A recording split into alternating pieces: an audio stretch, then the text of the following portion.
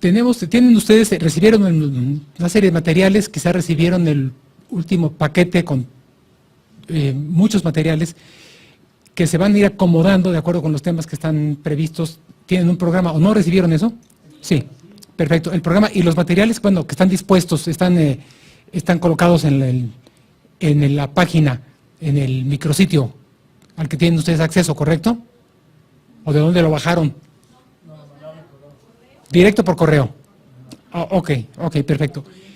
He dicho, bueno, este material no tiene una relación directa con cada clase, sino que es el material que se utiliza, por así decirlo, en todas las clases. De acuerdo con el programa, vamos a ir jalando partes del material y yo les voy a ir pidiendo que ustedes las traigan a colación en cuanto se tocan estos temas para hacer esto más dinámico. Ahora, de acuerdo con el programa, tenemos la tercera sesión, que es básicamente el análisis del título judicial para la ejecución penal.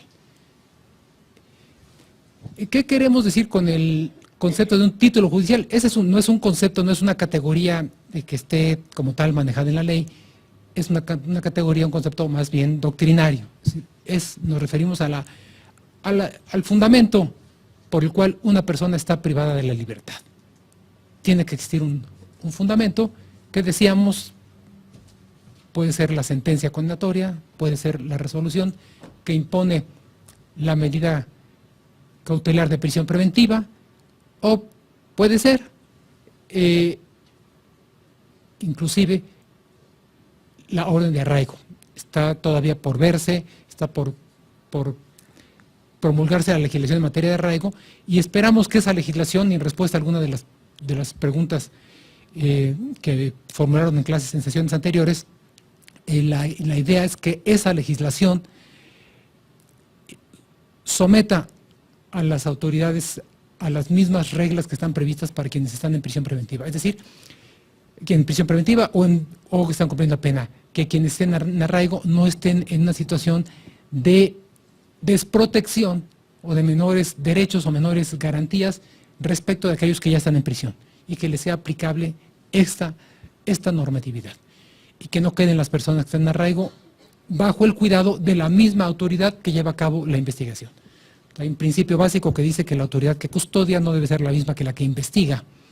Si la autoridad custodiada está custodiada por quien investiga, pues está en una situación de evidente vulnerabilidad. El arraigo ahí está, y lo menos que podemos hacer es establecer condiciones para que quienes estén sometidos a arraigo por lo menos tengan algunas protecciones, como estar bajo el cuidado de una autoridad distinta a la que tiene la presión y el interés en investigar su probable responsabilidad en hechos delictivos. Bueno, al margen de eso, entonces este es el título. No hay nadie que pueda estar en una prisión, en un centro de internamiento, que no tenga ese título legal. Es decir, nos movemos en un mundo jurídico. La prisión existe como creación constitucional, y quienes ingresan ahí requieren este título, o, visto del otro lado, la autoridad que impone estas condiciones a una persona, pues requiere obviamente tener ese título jurídico. La naturaleza del título es algo que no le toca discutir a la autoridad en materia de ejecución, le toca cumplirlo, le toca ejecutarlo nada más. No va a poder ver, ni evaluar, ni reconsiderar nada de lo que está en el título, simplemente es una orden judicial que tiene que cumplir lamentablemente. Ahora, en esto viene la intervención del Poder Judicial y del Poder Ejecutivo. Y viene este deslinde de campos entre uno y otro, que se hace más preciso a partir de la reforma al 21 constitucional, que utiliza un lenguaje más fuerte para decir qué le toca al Poder Judicial y qué le toca al Poder Ejecutivo. Y lo que le toca al Poder Ejecutivo es la parte administrativa. Lo que no le toca al Poder Ejecutivo es modificar la naturaleza o la duración de la pena. Estos dos conceptos son de enorme trascendencia, pueden decirse fácilmente, pero en la práctica, en el ejercicio cotidiano, en el cumplimiento cotidiano de estas resoluciones judiciales o en la ejecución de estos títulos, pues este es un universo de conductas y de relaciones que se generan y que nos hacen difícil determinar a veces hasta dónde se está modificando o no la duración de la pena. o la naturaleza de la pena. Pero antes vale la pena retomar y reconsiderar cuál es el sustento. Hemos visto cuál es el sustento del Poder Ejecutivo para intervenir en la administración de la ejecución penal. Les pregunto, ¿cuál es su fundamento legal? O visto desde el otro lado, ¿cuál es el fundamento que tiene el Poder Judicial para pedirle al Ejecutivo que le auxilie en la ejecución de las resoluciones judiciales privativas de la libertad? ¿Quién me contesta esto? Tiene que haber un fundamento, porque de otra forma el Poder Ejecutivo le diría al Judicial, pues si tú lo sentenciaste, tú aplícale la pena correspondiente, o tú lo sometiste a prisión preventiva, tú impónselas. Ay, a ver qué haces en el estacionamiento del Poder Judicial, ¿verdad? Y habilita un área o lo que sea. Entonces, no, ahí tiene que un fundamento, y es un fundamento no legal, sino más que legal, constitucional. ¿Cuál es ese fundamento? ¿A qué título? Ahora sí, ¿con qué credenciales se presenta el Poder Ejecutivo para decir, yo te ayudo? ¿Esto está en el 18 constitucional? ¿En el 21? No. ¿En el 17? Tampoco. ¿En él? Tampoco. Oigan, entre paréntesis, veo que todo, ya me comentaron que salpico mucho al hablar, porque por eso no se sienta nadie aquí adelante, ¿verdad? Ya entendí. Pero pueden venirse acá y me voy a controlar.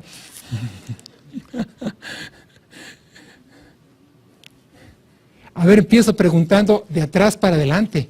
Entonces, no encontraron un fundamento para esto, pero sí está en los documentos que leyeron seguramente. ¿Dónde están las facultades del Poder Ejecutivo? Es el 89, es la fracción 12, pero está exactamente entre las facultades del Poder Ejecutivo, facultades y deberes, o sea, prerrogativas en cierto sentido, auxiliar al Poder Judicial en el cumplimiento de las determinadas, de sus resoluciones. De ahí cuelga todo el enorme aparato de ejecución de sanciones y de medidas penales y de prisión preventiva en México. Cuelga de esa fracción. Si no tuviéramos esa fracción, no habría base. ¿Se los regresaría el Poder Ejecutivo al Poder Judicial? Yo diría, ¿y a mí por qué? ¿Verdad? No, ahí está la base, pero al mismo tiempo que está la base, está el límite de esa atribución. Es una facultad de auxiliar. Es un ayudante de categoría, pero es un ayudante, ¿verdad?, que va a instrumentar la resolución judicial correspondiente. ¿Y hasta dónde la va a instrumentar? Pues hasta donde la resolución lo dice, ¿verdad? Cumple lo que está en la resolución. Sin embargo, la resolución no dice todo, no nos dice con mayor detalle qué es lo que corresponde hacer con esa persona a la que se le dice en la sentencia nada más que estará internada mientras se dicte sentencia, se dice en el auto correspondiente que estará internado mientras se dicte sentencia, y no dice mayor cosa, el juez no le está dando una indicación expresa a la autoridad ejecutiva para decir, y vas a hacer esto y esto con él. Entonces, si no la da el juez, ¿dónde está esa indicación? ¿Dónde está el mandato? Porque entonces esto lo recibe el director del centro y dice, bueno, ok, así aquí me dice que espere que lo reciba esta persona mientras reciba nueva orden, ¿verdad? Mientras me diga el juez si va a haber sentencia condenatoria, absolutoria, o si hay algo en el camino por lo cual tenga yo que poner a esta persona en libertad, ¿no? Incidente de desvanecimiento de datos, libertad por desvanecimiento de datos, o alguna vía atípica, digamos, ¿no? Pero, ¿qué debo hacer con esta persona? ¿Qué me corresponde hacer? Aparte de no dejarla ir, ese es el mandato elemental. Pero ¿cuál es el resto del mandato? ¿Dónde lo encontramos? Si no está ahí. Porque yo no aviso, no sé si algunas sentencias que ustedes manejen, sí desarrollen más esto. no lo desarrollan. Sería conveniente que sí lo enunciaran, por lo menos en algunas líneas generales, pero si no lo hacen, y sería conveniente porque la Constitución establece ahora que hay que explicarle a la persona, cuando es el caso de un sentenciado, y lo mismo se aplicaría al procesado, hay que explicarle al sentenciado el alcance, el contenido de la sentencia. Entonces tendría que explicarle un sentenciado, podría decir claramente, simplemente, señor juez, a ver, ¿y me puede usted explicar? Usted me está diciendo que 12 años, ya entendí, 12 años de prisión, ¿y en qué consisten esos 12 años de prisión? ¿Verdad? Tendría derecho el sentenciado a esa explicación, porque la Constitución así lo mandata, que se explique los términos de la sentencia. ¿En qué artículo lo mandata así? Ubíquenmelo, ahorita me lo ubican, pero hay mandato expreso para explicar el contenido de la sentencia. Y entre ese contenido estaría, pues lo que implica, dígame de qué se trata la pena que me están imponiendo. Bueno, pero si no se explica en ese momento, si el interno o la persona sentenciada no pide una explicación, entonces ¿a dónde vamos a ir para conocer el alcance de esa resolución judicial? Para conocer en pocas palabras a qué tiene derecho, qué facultades tiene la autoridad y a qué tiene derecho la persona privada de la libertad a partir de ese momento. ¿Dónde lo vamos a construir eso, esa esfera jurídica? En cuanto a la explicación, ¿no quieres? Permite que te pase el micrófono. Ahí está la compañera. Levanta la mano, por favor. Hola, Sammy, ¿cómo estás? Artículo 17, párrafo quinto. Las sentencias que pongan fin a los procedimientos orales deberán ser explicadas en audiencia pública, previa citación de las partes. Ahí está el mandato, claro, se está sometido a los juicios orales, en fin, pero nada impide que eso ya se cumpla desde ahora, ¿verdad? Entonces, ¿eso qué es? ¿Dónde estaría la base jurídica para explicar el alcance de ese mandato? En el 17, pero no, para explicar ya el contenido de la privación de la libertad, para explicar el régimen jurídico al que estaré sujeto como individuo privado de la libertad. ¿Dónde encontramos eso si no está en la sentencia? En el 18 básicamente, pero no solo en el 18, ¿verdad? Lo encontramos en el 21, ¿qué aspecto estaría del 21, Aurelio? En relación a que el Poder Judicial es el que tiene la facultad para modificar.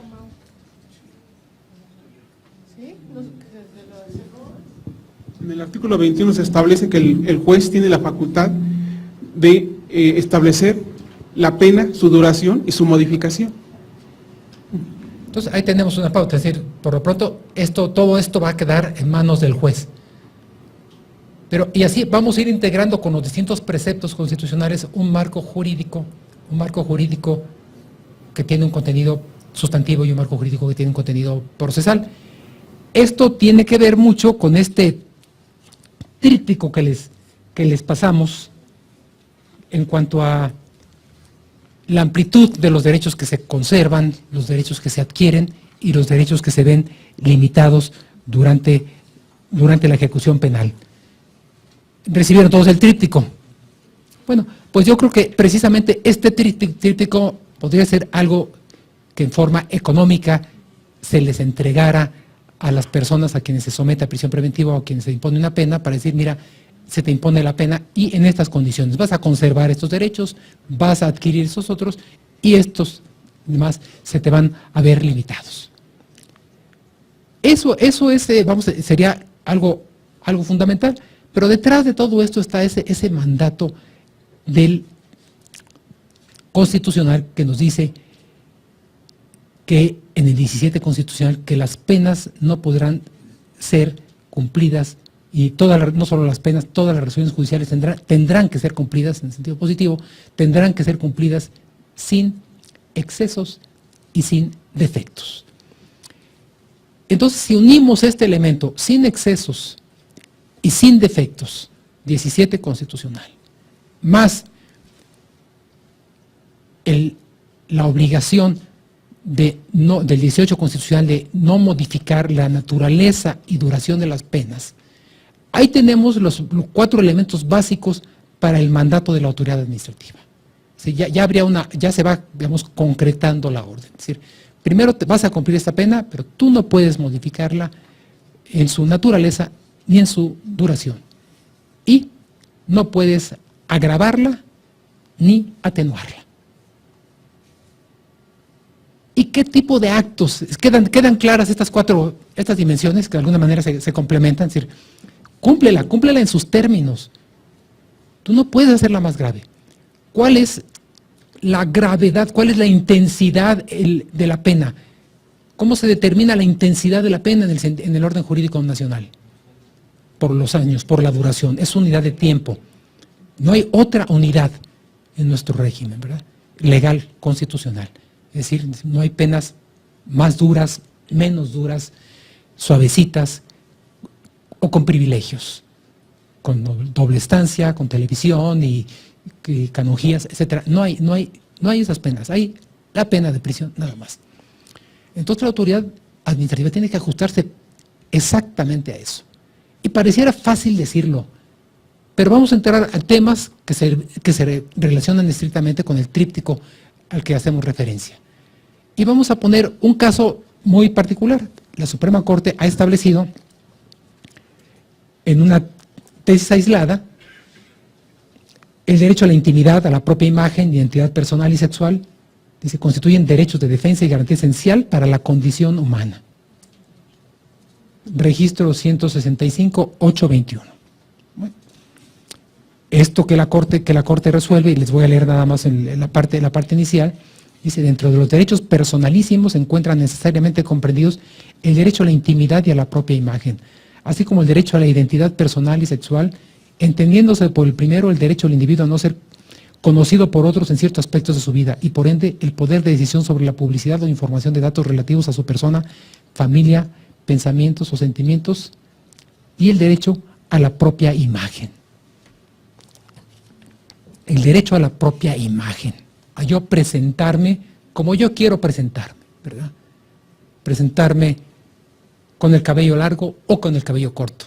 En mi caso no podría optar por la primera de estas opciones, pero muchos internos afortunadamente pueden. Entonces, esto rige, es un límite que se impone a la autoridad administrativa de acuerdo con esos criterios que hemos visto, implica una modificación en la naturaleza de la pena, implica un exceso en la ejecución de la pena, el afectar el derecho a la propia imagen de la persona privada de la libertad, o es algo que está en el ámbito, en la disponibilidad de la autoridad administrativa responsable de ejecutar una sanción. ¿Qué opinan ustedes? Que no lo está. Y el derecho a usar uniforme, o el derecho, o la facultad de imponer un uniforme, ¿estará o no estará? ¿Es facultad de la autoridad? ¿O el derecho a la propia imagen incluye también el de vestirme yo de la manera que yo mejor me exprese? Creo que se complica aquí un poquitito más. Pueden entrar otros elementos y podemos complicarlo un poco más. El derecho de una persona, de una comunidad huichol, a utilizar su propia vestimenta, que para él tiene un significado especial de acuerdo con sus usos y costumbres constitucionalmente reconocidos, podrá ser afectado por virtud de la uniformidad que se impone en la forma de vestir de los internos. ¿Sí puede ser afectado? Que pasen el micrófono, por favor.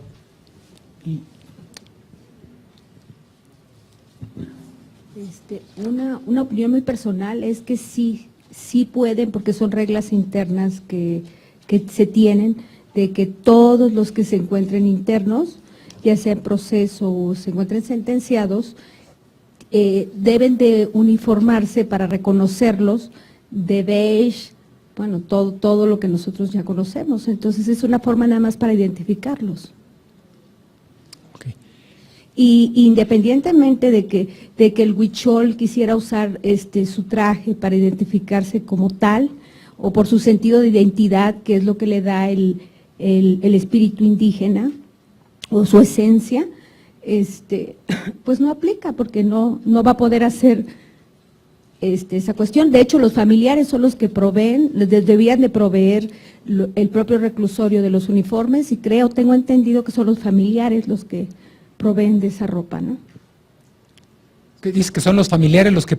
Sí, en su mayoría nosotros nos los han comentado, los internos, y trabajamos con gente sin recursos que, de verdad, que los propios internos les prestan los uniformes, porque no tienen. Ok, esa es otra cuestión, porque ahí puede ser al revés, puede ser visto como el derecho a tener ropa que usaran durante la reclusión.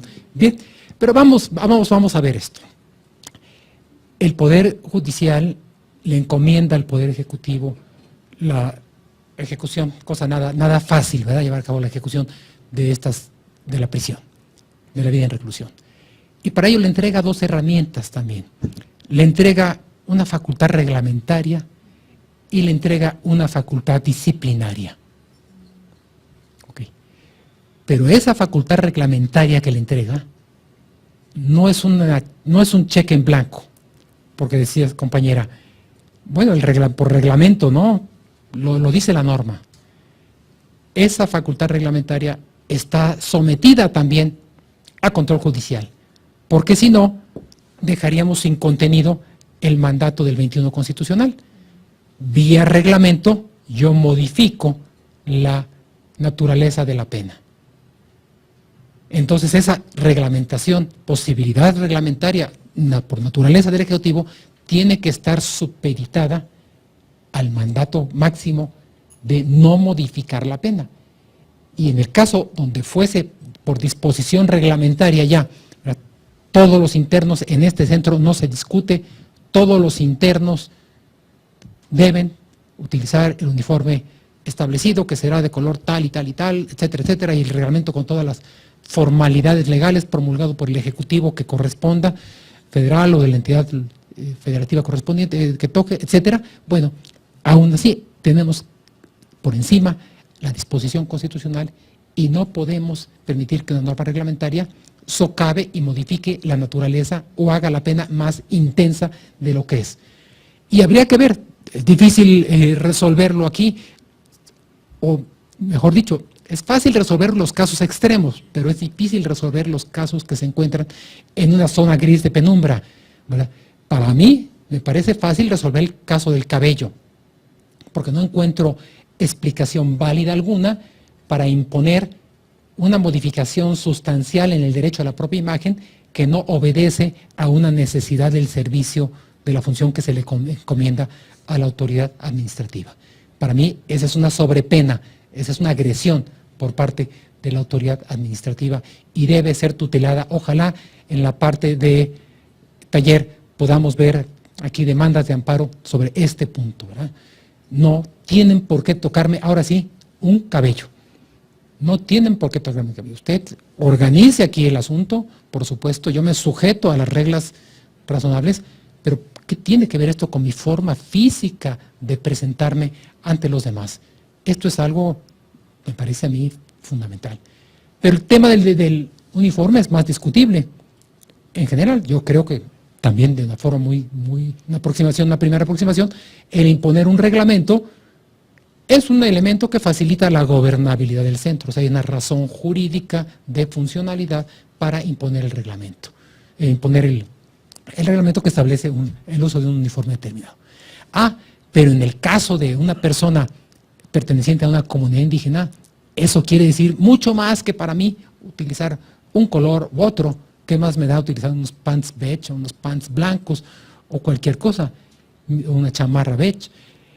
A mí, que me quiten ese vestimento, me implica una afectación severa. Y entonces habría que llevar a una ponderación constitucional. En este caso, es una medida proporcional, necesaria e idónea, estos criterios, para mantener la organización eficaz del centro.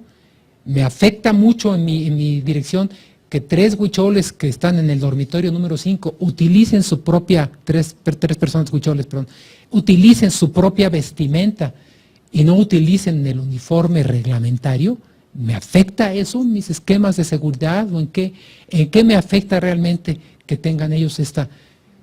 ¿No me los hace acaso más visibles y más controlables en ese caso para efectos de seguridad, verdad?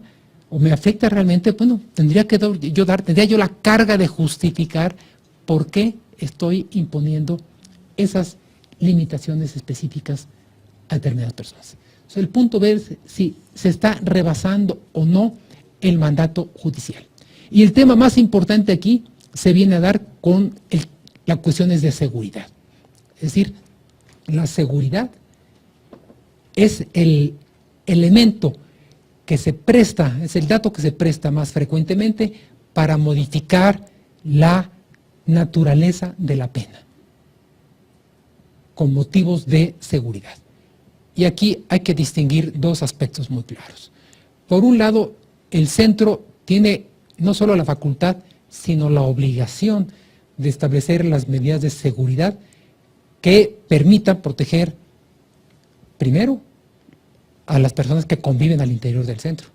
Y segundo, evitar la fuga de los centros. Y para esas medidas, pues tiene que recurrir, en primer lugar, al sentido común. Y dentro de pues a las medidas administrativas, a las medidas operativas que sean necesarias, de acuerdo con el caso particular. En algunos lugares tendrán que ser medidas más que impliquen alguna restricción, muros más altos, accesos más, una serie de aduanas, etcétera, seguridad perimetral, seguridad con sensores subterráneos, etcétera, los mecanismos que usted quiera. Pero esos mecanismos, cualesquiera que sean, no pueden modificar la naturaleza de la pena.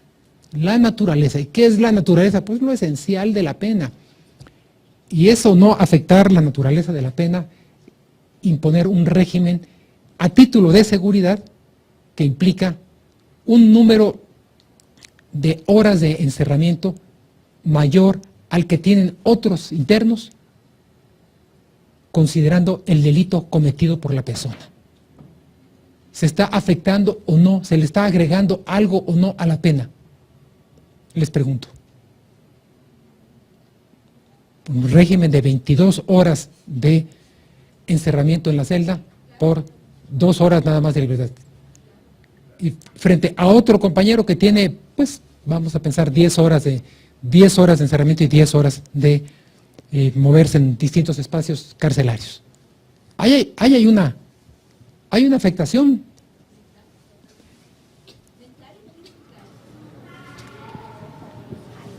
Le pasan el micrófono, porque si no, no se registra y no nos escuchan los compañeros.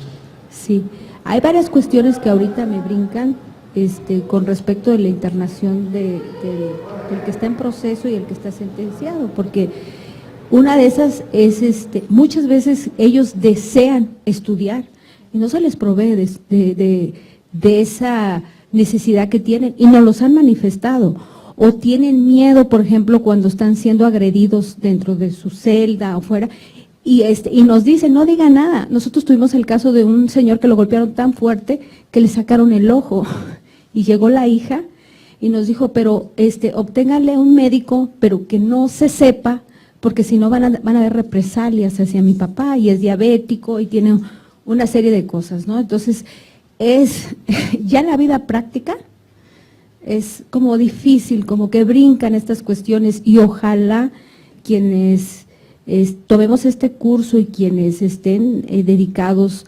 a ver las cuestiones de la cárcel, los directores, también tengan un poco de apertura, porque la verdad el encierro genera muchísimo. Ahí toda la gente que está sin una actividad física o una actividad intelectual es cuando se gestan muchas cosas, ¿no? Porque pues se le está limitando en muchos aspectos, ¿no?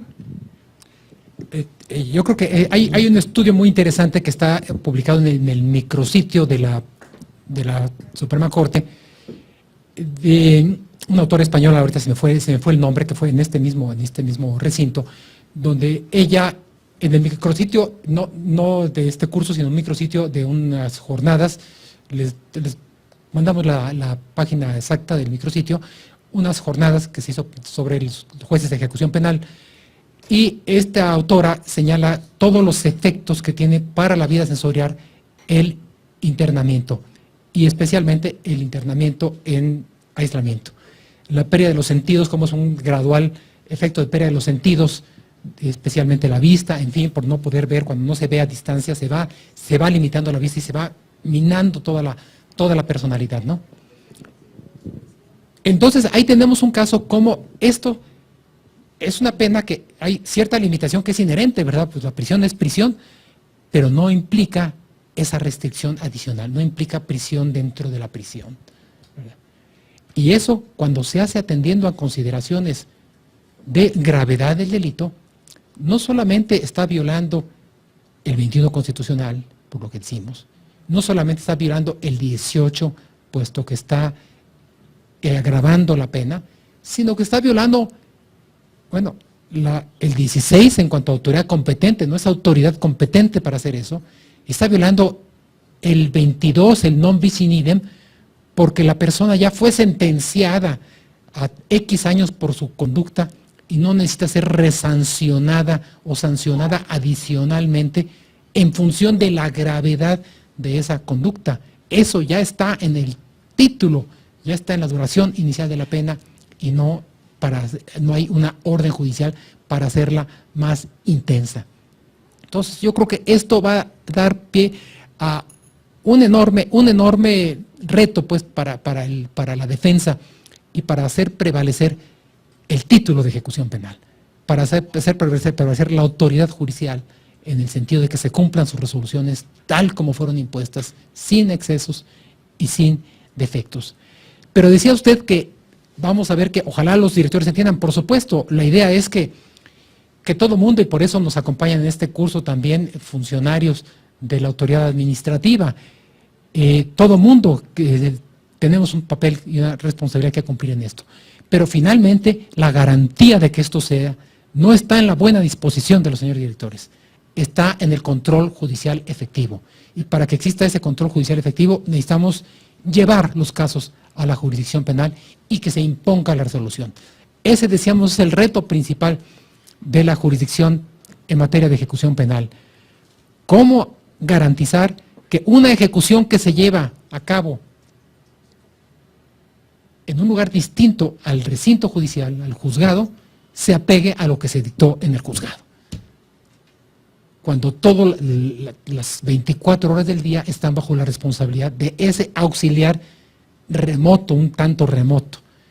Ese es cómo garantizar, cómo hacer valer los recursos judiciales ordinarios y el amparo para que a partir de decisiones que creen precedentes, que establezcan una nueva forma de operar de la autoridad administrativa, se cumpla tal cual ese mandato y no la distancia en ese tramo de control haga que la autoridad administrativa imponga las penas, las recalifique, las modifique, las imponga de acuerdo con sus criterios, que no son los criterios de la ley ni de la Constitución. Ese es el gran reto. Y uno de los puntos a los que nos enfrentamos aquí, y que tiene mucha relación con los temas que ya comentamos en las sesiones anteriores, es el derecho al libre desarrollo de la personalidad. Es decir, esto va más allá de la propia imagen. No solamente es que yo me presente con la forma que yo quiero presentarme, que si quiero usar una arracada, esa sí la podría usar yo para que vean, la pueda usar, ¿verdad? Sino que yo pueda desarrollar libremente mi personalidad, que yo tenga mi proyecto de vida, lo pueda mantener. Este concepto del proyecto de vida es un concepto muy latinoamericano, pero que ha irradiado al mundo de los derechos humanos. Es un concepto que surge en la Corte Interamericana de Derechos Humanos y que concentra de alguna forma todos los derechos, ¿verdad? Es la afectación al proyecto de vida de alguien. Y obviamente, como tal, la reclusión de alguna manera afecta al proyecto de vida, porque yo tenía X planes y pues, como diríamos, me parten, ¿verdad? Pues sí, pero no debe afectarme más allá de lo necesario. O en otras palabras, yo debo poder conservar mi proyecto de vida en toda la medida posible, mientras no sea incompatible con el régimen de privación de la libertad. Y esto implica mi desarrollo laboral, mi desarrollo profesional, mi desarrollo deportivo. Y decía que se relaciona con los temas vistos anteriormente, porque ese desempeño de actividades va a depender de mi proyecto de vida y no del proyecto que tenga la autoridad sobre mi vida, porque la sentencia no le delegó a la autoridad el darme un proyecto de vida, sino más bien le impuso la obligación de proporcionarme ciertos servicios para que yo desarrolle mi proyecto de vida, como un menú, y yo tomo del menú lo que me sirve de menú para mi proyecto de vida. Hay una tesis de la Corte 165, esta es del Pleno,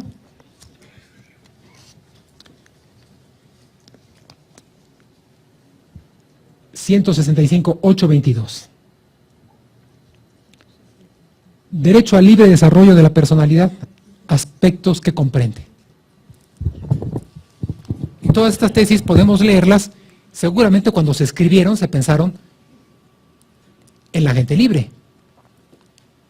Pero si son derechos humanos, y el artículo 18 constitucional nos dice que la ejecución penal se llevará a cabo con respeto a los derechos humanos, por lo tanto, todo esto es importable, por así decirlo, a el recinto carcelario, mientras no sea incompatible.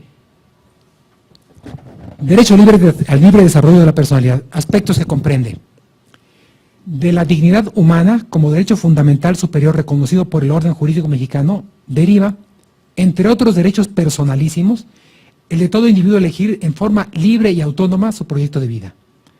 Así, acorde con la doctrina y jurisprudencia comparadas, tal derecho es el reconocimiento del Estado sobre la facultad natural de toda persona a ser individualmente como quiere ser, sin coacción ni controles injustificados. Y aquí nos da una pauta para lo penitenciario muy directa, sin controles injustificados, con el fin de cumplir las metas u objetivos que se han fijado de acuerdo con sus valores, ideas, expectativas, gustos, etc. Por lo tanto, el libre desarrollo de la personalidad comprende, entre otras expresiones, la libertad de contraer matrimonio o no hacerlo, de procrear hijos y cuántos, o bien decidir no tenerlos, de escoger su apariencia personal, su profesión o actividad laboral, así como la libre opción sexual, y en tanto que todos estos aspectos son parte de la forma en que una persona desea proyectarse y vivir su vida, y que por tanto solo a ella corresponde decidir autónomamente. De ahí que podríamos decir y pedirle a la autoridad administrativa, dime en qué medida justificas la facultad para afectar mi proyecto de vida, cuál es la racionalidad, cuál es ese control justificado que tienes para afectarme mi proyecto de vida, para no permitirme leer en vez de estudiar, para exigirme que realice yo actividades deportivas en vez de actividades culturales, para sancionarme porque no he evolucionado en un determinado modelo, proyecto de formación que tiene instrumentado el centro. ¿Cuál es la razón? ¿Dónde está? ¿Quién te dio esa facultad? ¿Quién se la dio? ¿De dónde deriva? Normalmente deriva de la reglamentación. Desafortunadamente también a veces deriva de la ley misma. La ley vigente lo impone actualmente. Impone una forma de ser, pero esa ley primero está viviendo horas extras porque ya desde 2011 debió existir una nueva ley, me refiero a la ley federal en concreto. Y ahí había un argumento al que se hizo mención la vez pasada, no se ha promulgado la nueva ley y ya hay un texto constitucional diferente. ¿Qué norma nos rige? ¿La vieja ley, que no se ajusta al texto constitucional, o la Constitución y la aplicamos con los medios que tengamos a nuestro alcance como el juicio de amparo.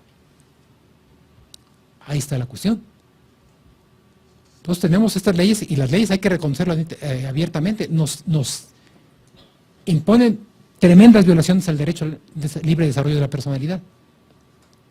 Cuando dice el artículo 16 de la Ley de Normas Mínimas, no basta que el interno observe buena conducta y que participe regularmente en las actividades laborales, educativas y culturales. Primero, pues no basta ni es necesario que participe en ellas. Pero segundo, y agrega, sino que es necesario que revele por otros datos efectiva readaptación social. Entonces, por doble partida nos está violando el derecho a la personalidad.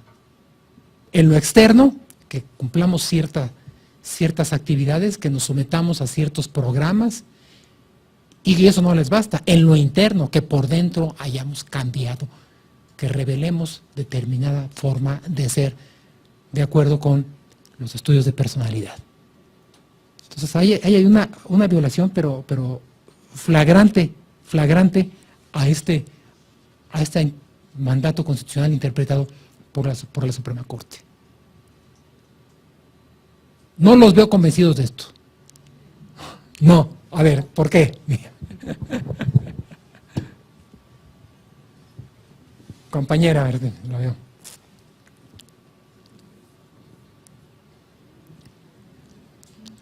¿Quién?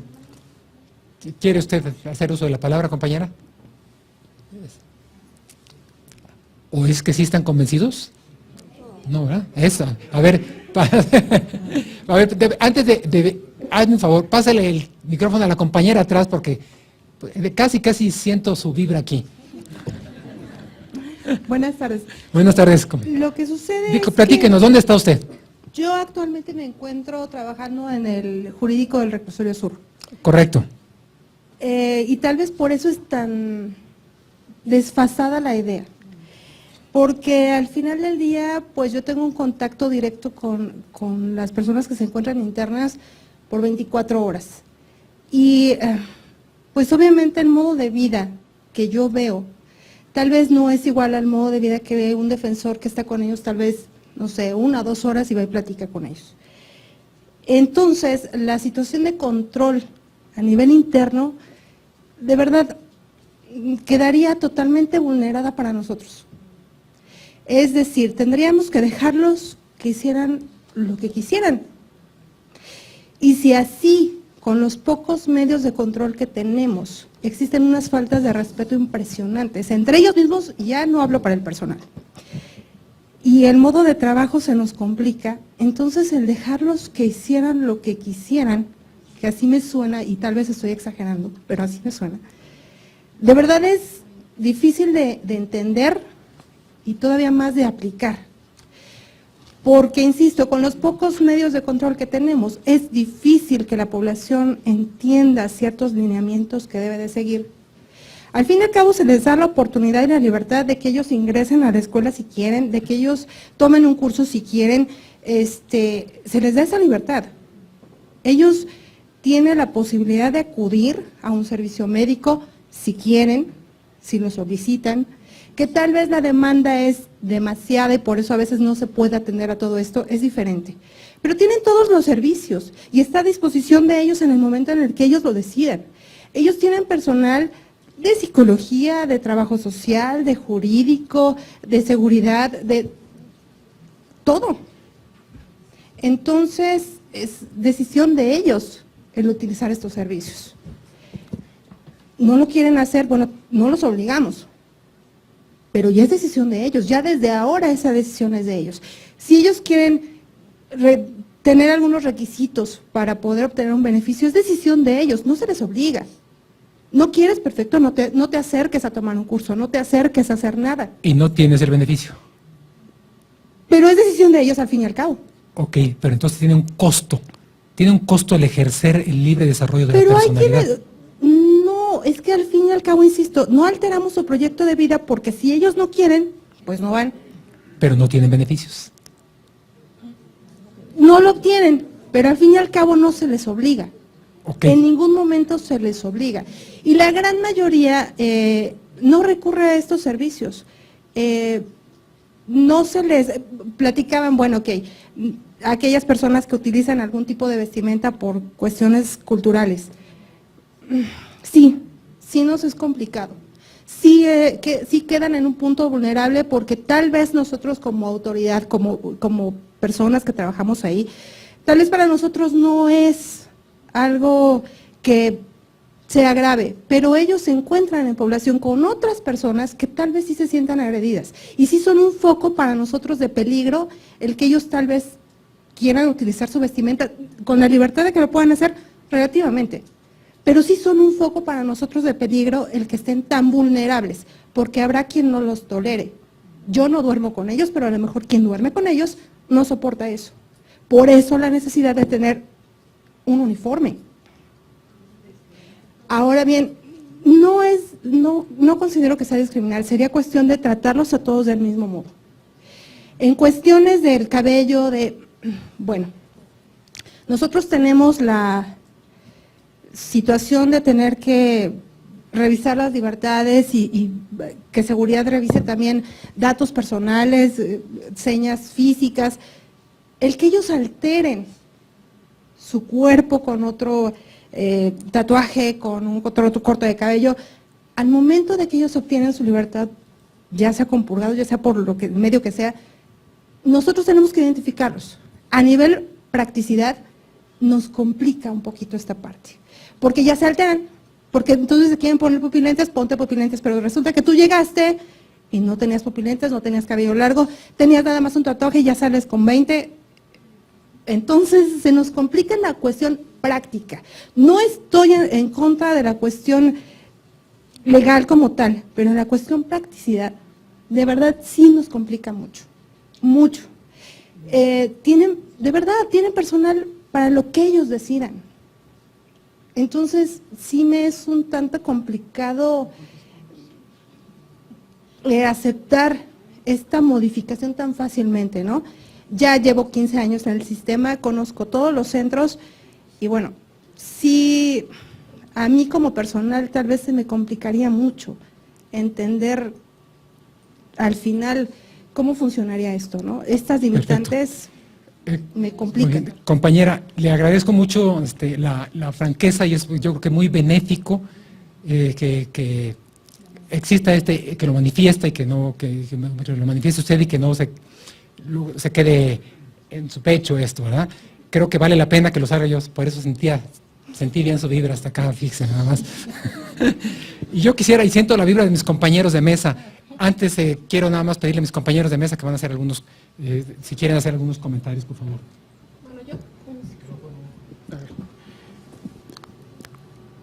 Mira, efectivamente, dices que en los centros preventivos donde estás laborando existe personal y hay algunos limitantes, pero que existan limitantes, sean materiales, sean humanos, van a recaer en el interno.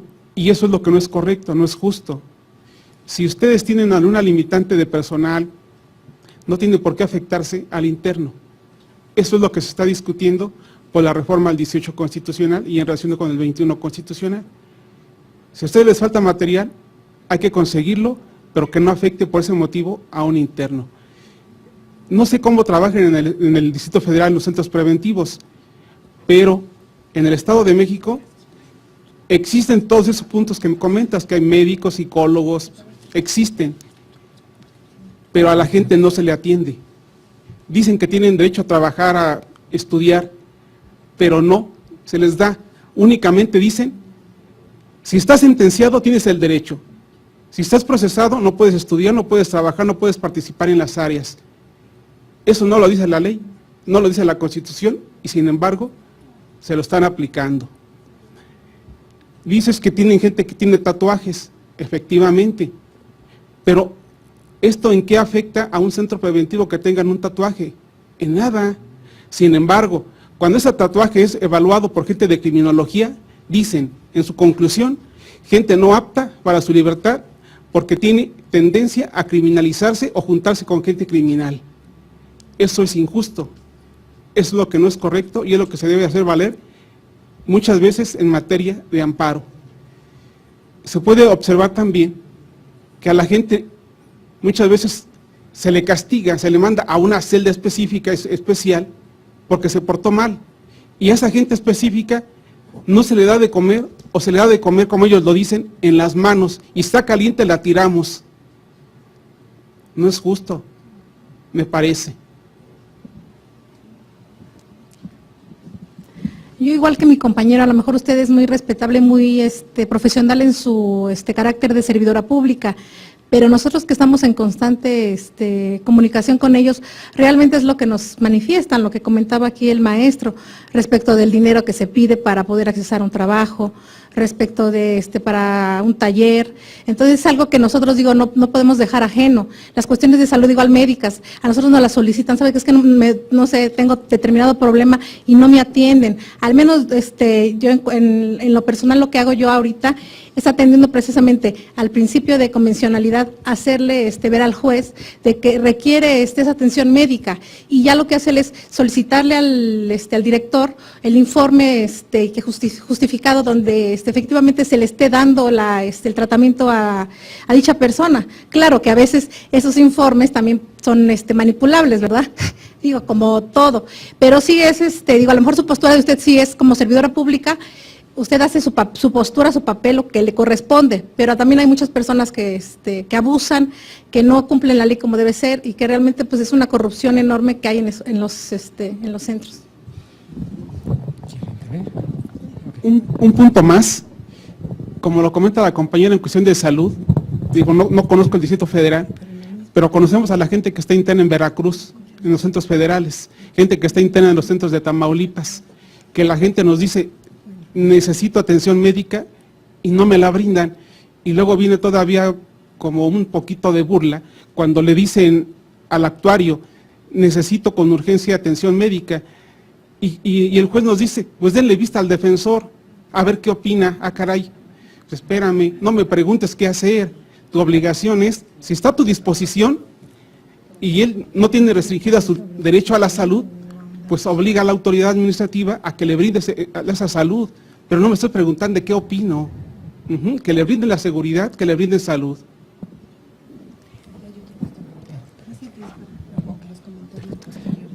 Bien, compañero, vamos a tener, y el compañero, dos intervenciones y continuamos, por favor. Bueno, buenas tardes. Buenas tardes. Yo considero que ya aquí hay una variación del tema, ¿no? Estamos hablando de un derecho humano, como que es el derecho a la salud, y la compañera planteaba cuestiones de reglamentos administrativos, ¿no? Como el corte de cabello, los tatuajes o la vestimenta. Ya se desviaron del tema, pienso yo, en este aspecto. Una pregunta yo tengo, en general. Me causa dudas desde la primera vez que entré, estuve escuchando con atención. Los beneficios, ¿qué son? Para mí es una pregunta. ¿Es un derecho del defendido? Bueno, en este caso del responsable penal, ¿o es una facultad de la autoridad? ¿Cómo lo consideran ustedes en general? Perfecto. Tengo otra pregunta, pero deriva a partir de su respuesta.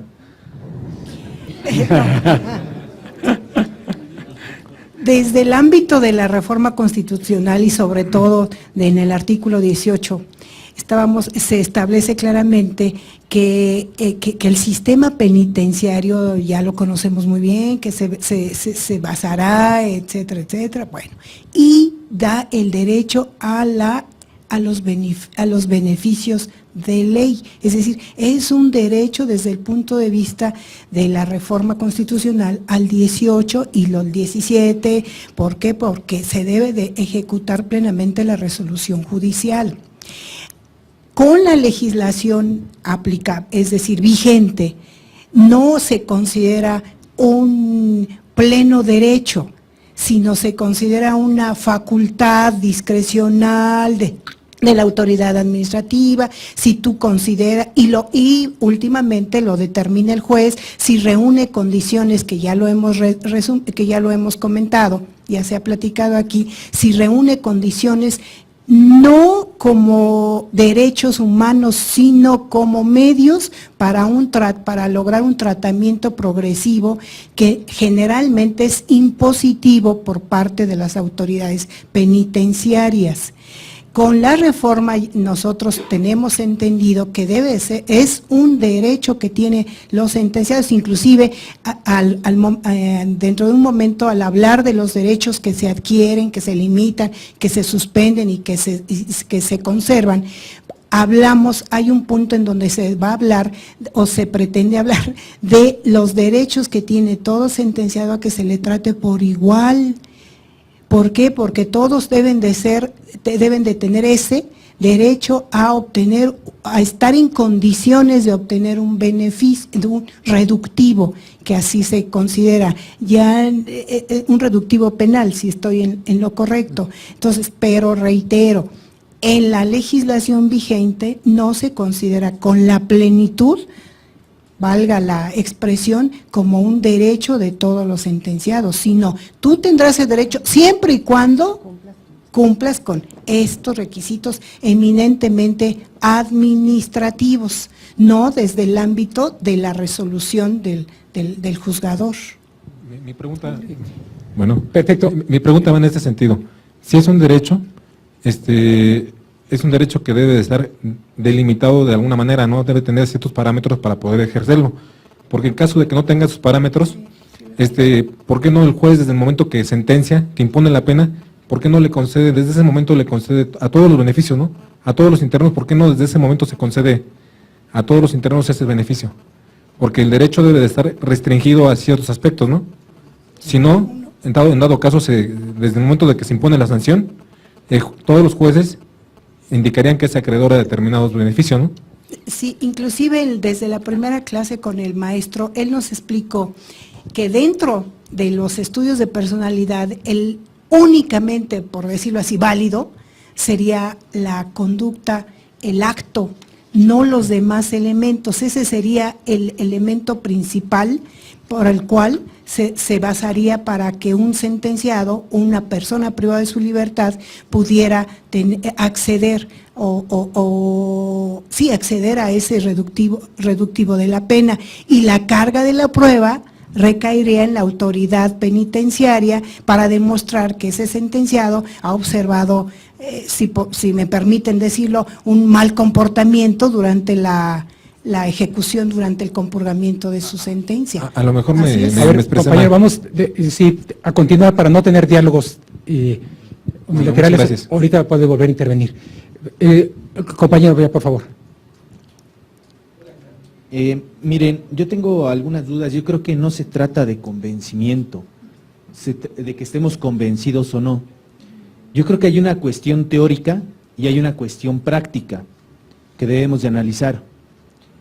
Teóricamente, inclusive hasta en la universidad nos decían, una cosa es la teoría y otra cosa es la práctica. La práctica y la experiencia que vas a adquirir al aplicar esa teoría que adquiriste en clases. Yo trabajo también en el Reclusorio Sur, estoy encargado de la Mesa de Atención a Queja de Derechos Humanos. Y pues bueno, a mí me surgen ciertas dudas. Yo estoy de acuerdo con lo que plantea, ese sería el modelo ideal de sistema penitenciario. Pero también hay que ver las deficiencias que se tienen para obtener un modelo ideal, ¿sí? Estamos hablando de una diferencia entre lo federal y lo estatal, en este caso, los centros de reclusión del Distrito Federal. Son los más poblados de toda América, de Latinoamérica. Entre el reclusorio norte y el reclusorio oriente, suman aproximadamente 30,000 internos. El personal no es suficiente en todos los aspectos de seguridad, de jurídico, médico y de cualquier otro tipo de atención que se pueda hacer ahí. ¿Qué hacer con esta reforma para que sea lo idóneo en los centros de reclusión? Porque una cosa es hacer la reforma, se aplica, pero los recursos nunca bajan, jamás bajan. Tan es así que en el Distrito Federal únicamente existen 2 juzgados de ejecución para todos los internos del Distrito Federal, que son más de 40,000. ¿Qué hacer con esta parte? Una cosa es lo ideal y otra cosa es la práctica. Yo sugiero que también se haga una investigación participativa. ¿Y qué quiero decir con investigación participativa? No solamente de lo que se dice, de lo que se oye, de lo que se escucha, sino llegar al lugar de los hechos, convivir, estar un rato y hacer una verdadera investigación de cuáles son las necesidades y la realidad social que se vive en los centros de reclusión. Tocaron puntos muy importantes: corrupción, abuso, pero no solo es del personal que trabaja ahí, es de los internos a internos. Hay unas leyes establecidas al interior de los centros de reclusión que todo mundo las conoce, que no están legisladas, pero que todo mundo las respeta al interior, por la antigüedad, por ciertas cuestiones, y son cosas a veces, usted imagínese un custodio para un dormitorio de 500 internos. ¿Qué puede hacer una persona para tener un ambiente libre de violencia al interior de ese dormitorio? Una sola persona. El gobierno del Distrito Federal lo sabe, el gobierno federal lo sabe, pero ¿qué se está haciendo para aplicar adecuadamente la ley si no hay recursos o si no se bajan los recursos necesarios? Okay. Permítame. Y en cuestión de derechos humanos, pues yo digo que lo que está establecido aquí en el Distrito Federal tiene su propia ley de ejecución y reinserción, y los estudios los piden, y los jueces son quienes los piden para tener un dictamen. El reclusorio únicamente proporciona lo que le pide el señor juez. El reclusorio no determina, el que determina es el juez. Dos, otra pregunta y eso sí va en torno a esto: si realmente lo que es el tratamiento técnico progresivo no existe ya como tal. Acabo de leer una queja ayer de una recomendación en el cual hubo 5 muertos en el Ceresova, en el cual decía: se recomienda a todos los consejos técnicos de los reclusorios del Distrito Federal que al momento de emitir una sanción porque hayan sido involucrados internos que hayan sido casos de violencia, al momento de emitir esa sanción el Consejo tendrá que aplicar el tratamiento técnico progresivo a efecto de que no vuelva a reincidir o modifique la conducta. Si la propia Comisión de Derechos Humanos del Distrito Federal está recomendando esto, entonces hay una contradicción entre derechos humanos, entre la Constitución y quien está legislando. También en la iglesia se peca, amigo. Por eso Bien, compañero, le ruego, le doy la palabra, nada más aguánteme un segundo porque son muchas ideas ahorita para hacer una pequeña síntesis. Va a ser muy breve. Bueno, adelante, intervengo y luego le cedo la palabra a mis compañeros. Sí, no me extiendo, gracias. Nada más comentar que los derechos humanos no están sujetos a discusión. No hay ningún argumento en contra para decir no se deben de hacer eficaces. Los recursos, sean muchos, pocos, eso no compete a nosotros como abogados o a quien está en un centro tratando de implementar en la vida fáctica el cumplimiento de la sanción.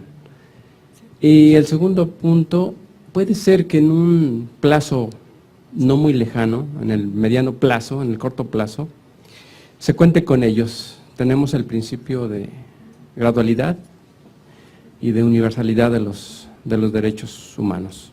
No tienen que incorporarse de una manera de golpe. Entonces, vamos dando margen, ¿no? Por otro lado, en relación al comentario, ¿son derechos o son beneficios? Es claro que en la normatividad vigente tienen la calidad de beneficios, no son derechos. Es discutible para mí si la nueva redacción del artículo 18 les da la calidad de derechos o beneficios. Pero todo parece indicar que si cumplen con ciertas condiciones, tienen derecho a que se les otorgue. Es decir, existe el derecho a que se les confiera si cumplen ciertas condiciones, pero no dejan de ser, me parece, beneficios, ¿no? Entonces, es el comentario breve, ¿no? Muchas gracias. Bien, algunos comentarios. Mire, más allá, déjame contarles una anécdota, una experiencia en la Comisión Nacional de los Derechos Humanos. Me tocó colaborar con el licenciado Jorge Madrazo y en una ocasión se dirigió una recomendación al gobernador del estado de Tamaulipas, Cavazos Lerma, exactamente. Y él contestó diciendo palabras más o palabras menos, su recomendación es muy bonita, Señor presidente de la Comisión Nacional de Derechos Humanos, yo le agradeceré si usted nos manda también el cheque para instrumentarla. Bueno, el licenciado Madrazo, que es un constitucionalista, le contestó más o menos en estos términos. Los estados de la República, para tener la calidad de estados, deben contar con los elementos suficientes para proveer a su existencia política. Entre esos elementos están el contar con un órgano ejecutivo, un órgano legislativo y un aparato judicial. El sistema de ejecución penal es parte del sistema judicial.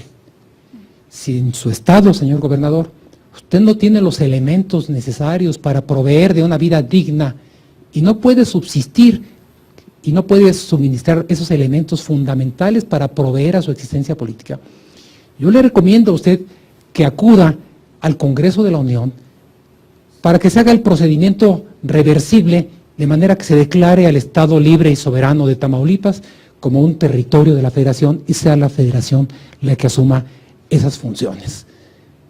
Porque si usted asume la responsabilidad, usted aspiró al poder y ejerce el poder como tal, usted tiene que cumplir sus obligaciones de organizar los órganos del poder público y que estos cumplan con las exigencias constitucionales.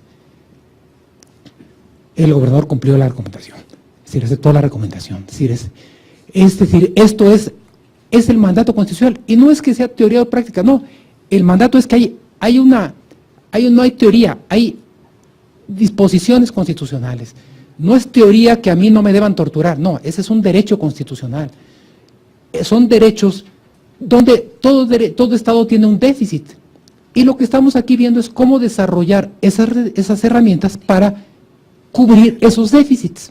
Es algo así tan normal y tan explicable, porque si vemos esa dicotomía teoría y práctica, es relativizarlo, es teórico, ¿verdad, amigo? Eso es idealista, no estamos hablando aquí de teoría, estamos hablando de cómo instrumentar un mandato constitucional que nos dice, cumple con los derechos humanos, que el sistema penitenciario se realice de conformidad con los derechos humanos, y estamos viendo cuál es el alcance de esos derechos, y ahorita vamos a entrar ya más en materia en esto, y vamos a ver también después en la siguiente sesión, cuáles son las herramientas para ello, y el objetivo común, creo, debe ser de todos, es reducir ese gap, esa brecha entre el derecho constitucional y la realidad que se vive. Para reducir esa brecha hay un reto hay dos retos, uno es en la parte conceptual, que es lo que estábamos viendo, hasta dónde llegan estos derechos, en fin, ahí hay todo un desafío teórico muy fuerte. Aquí el mensaje que yo busco transmitir en la primera parte es cómo la concepción del tratamiento técnico progresivo individualizado, lamentablemente es lamentable que la Comisión del DF, si lo menciona así todavía lo siga reforzando y repitiendo así, pero cómo este tratamiento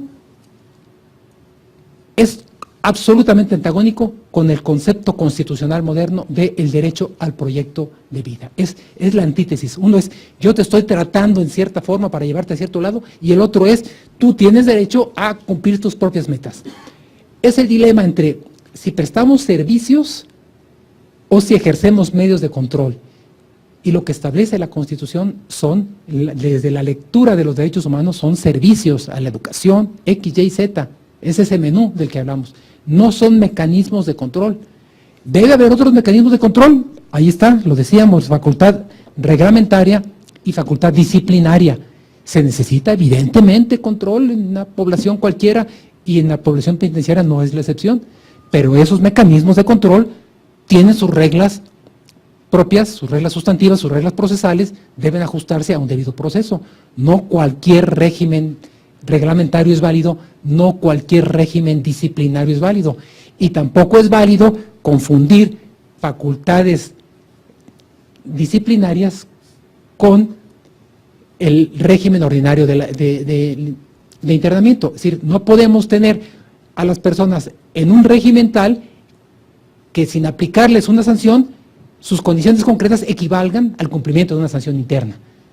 Es decir, nadie puede estar aislado a título de protección, de su propia protección inclusive, de seguridad, etcétera, cuando esa condición en la que se le tiene, en realidad solo se le podría imponer como consecuencia de una sanción administrativa. Y el Estado tiene que buscar los mecanismos para ofrecer esas condiciones de protección o de convivencia de manera que no se afecten los derechos fundamentales. La Corte Interamericana de Derechos Humanos lo ha establecido y es norma convencional y es norma interpretativa que nos vincula a México, lo ha dicho la Corte. La limitación de recursos económicos no es óbice para limitar satisfacción de derechos fundamentales. Es decir, la policía no podría decirnos, pues no tengo recursos para investigar y voy a torturar porque no hay dinero. No, no puede hacerlo. Eso es un límite infranqueable para el poder público. Y hay otros derechos y la satisfacción de otros derechos que exigen recursos económicos. Bueno, yo creo que con lo que vamos a ver aquí, con esto termino, vamos a ver cómo podemos desarrollar herramientas para que la propia autoridad administrativa nos lo agradezca. Es decir, va a contar con los recursos que tiene que contar para cumplir con su tarea. Porque los jueces de ejecución, si los tomamos en serio, son jueces que tienen la facultad y el poder coactivo para obligar a la administración pública a canalizar recursos a satisfacer derechos fundamentales en la ejecución penal, cueste lo que cueste. Si no quieren tener eso, pues no tengan prisión, pero si se tiene prisión, tiene que estar y cumplir con los estándares constitucionales. Y las resoluciones, vean qué bonito juego podemos hacer entre lo local y lo federal. Vamos a suponer que ya logramos y que una jueza de ejecución del Distrito Federal, de las dos que hay, nos dice, pues aquí sí hay un derecho y lo hacemos valer, y yo obligo al gobierno del Distrito Federal a algo tan sencillo como establecer hasta cierto punto, establecer una clínica en este centro penitenciario o ampliar la clínica existente. Una cuestión concreta, material, que tenga que ver con las condiciones, con el acceso a los servicios de salud de los internos. Bueno, y que a esa resolución pensemos que la autoridad administrativa del Distrito Federal no le hace caso. Bueno, ¿qué medio se les ocurre a ustedes? ¿Cómo le damos efectividad a esa resolución? ¿No podría yo demandar el amparo a partir de esa sentencia, y yo tomo la sentencia y digo, me voy a la vía federal y digo, vengo a demandar el amparo y protección de la justicia federal con fundamento en el 17 constitucional para el pleno cumplimiento de esta resolución judicial local? Y entonces ya poco me va a importar lo que el Distrito Federal quiera, ya que le diga que no al juez de distrito. Ya estamos en otro terreno. Vean cómo se puede hacer este movimiento, y eso pensando en el Distrito Federal, pensando en cualquier de las entidades donde no puede haber las condiciones deseables de independencia judicial, por decirlo de la forma más sutil posible, ¿verdad? Pero tenemos ahí la vía distinta y podemos ir y hacer cumplir esa resolución. Entonces, esa es mi demanda de amparo. El juez de distrito recibe una demanda de amparo en base al 17, que son muy pocas las que se han recibido lamentablemente. O sea, queremos poner en movimiento el 17 constitucional. Vengo a ejercer el derecho humano a la plena ejecución de las resoluciones judiciales. Y aquí una juez ya lo resolvió, pero la autoridad administrativa no lo está cumpliendo. Le está dando largas o X, y yo vengo a pedir el cumplimiento de esa resolución. Quiero que lo veamos con esta perspectiva positiva, y así generaríamos los recursos. Recuerdo cuando me tocaba también estar en la CNDH como visitador, ya en confianza con algunos directivos nos decían, oiga, mire, por favor, en su recomendación no se le olvide meter esto y esto y esto. Pues sí, finalmente les beneficiaba a ellos, tenían que generar voluntad política para satisfacer recursos. Pues aquí se trata no de generar, dejemos que las comisiones hagan su trabajo, aquí se trata de generar resoluciones judiciales vinculantes para que la pena se cumpla en los términos establecidos. Y les cedo la palabra a los compañeros para la siguiente parte.